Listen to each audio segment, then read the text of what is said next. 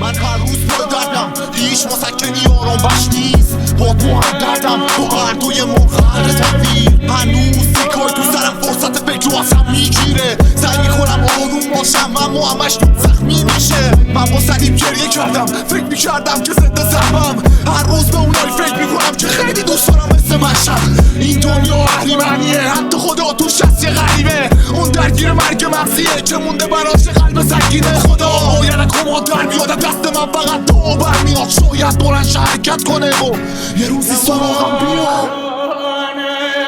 خیلی وقتی که خیالم اینا تون خوب بودی یا نه کم پاشو میبینی یا نه اگه که دیری سمش خیالم پر کن بسه خیلی حالا کن تو نه چهر کنم نگو مفت جفام میرم توی دل خود دست بشه برام اونی که گفت سرم همشون مفرم میبینی میگیرم کلرم اینو همشون بودرم بهشونم بگی نلکی پس خود نرم بایسا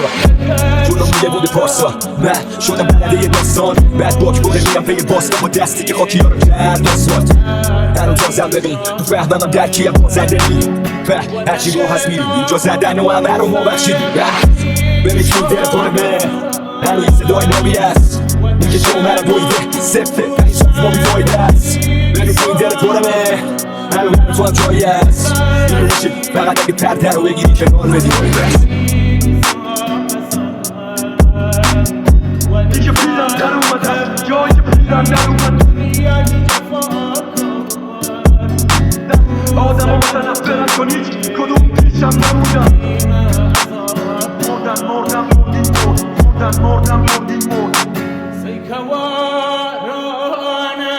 یه چند خط گوش کن حرف دلم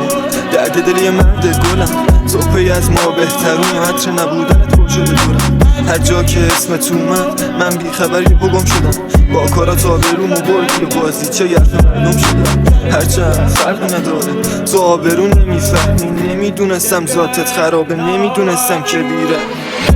دیگه پیرم در اومده است جایی که پیرم در اومده آدم ها متنفرن کنید کدوم پیشم نموندن